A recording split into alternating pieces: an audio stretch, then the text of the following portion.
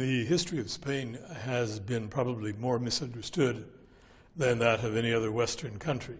Spain as part of the power system of Western Europe, but also as the new imperial empire, with the discovery and the conquest of America, with the rise of the Spanish Empire in Europe, and this made Spain, of course, not merely part of Western Europe, it always had been part of Western Europe, but a great power and the leading power in Western Europe for over 100 years.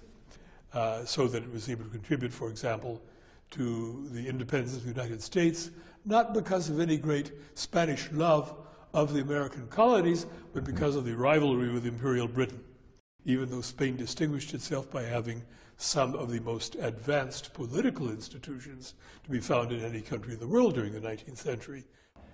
And my question is very simple. Why? Why did it last for so long? Kingdoms under the Castilian crown, it had an administrative structure which was firm and reasonably resilient, but it was not intensively administered. That is, it enjoyed a great deal of de facto autonomy, so that the citizens of the empire really had the freedom to live their own lives to a considerable extent, and it was a society based, first of all, on an extensive degree of intermarriage.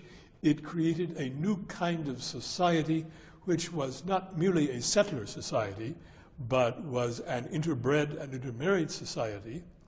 It had a firm religious identity, even though not all the native population was converted to Catholicism. It had religious unity. It had a similar set of institutions throughout an enormous geographical expanse, and it created a sense of identity within the population in their own terms. And in fact, the empire was protected by the inhabitants of the empire themselves, not primarily by a Spanish army or navy, though those were factors on some occasions, but particularly it was the self-defense and resistance of the citizens of the empire themselves, who considered themselves to be loyal subjects of the Spanish, that is technically the Castilian crown. How do you think that certain facts have remained in the political and administrative life of the United States of America? Is that the entire southwest of the United States is full of Spanish names, as is part of the southeast as well. These institutions, of course, established nuclei of Spanish culture which survived Americanization and exist down to the present day. The use of the language, the introduction of Spanish terms into Western American English, and of course the fact that Spanish itself has always been, since the time of the 18th century, since the beginning of the United States, has always been and still is the most studied foreign language in the United States. There is an Hispanic heritage which is marked in the Southwest. You won't find it, of course, in the Northeast at all. It is very regionalized, but very definite. In California, for example, which has become virtually a separate culture in the United States itself, there's always been a kind of romanticization of the Spanish heritage.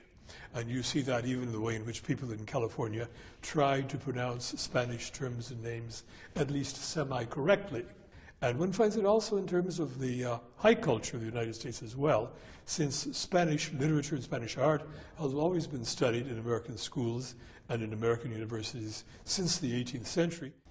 What do you think of that long Spanish presence which went through such different phases? Human history is full of paradoxes, and certainly the history of Spanish America involved its own paradoxes. But in fact, with the development of the institutions of the empire, there was an attempt to extend to the Western Hemisphere and to the native Indian inhabitants the kinds of rights that were understood by what you're referring to as Renaissance Humanism. These standards, these cultural norms changed, but they were always applied with greater or less consistently in different forms from the beginning in the early 16th century all the way down through the last phase of the empire, late in the 18th century.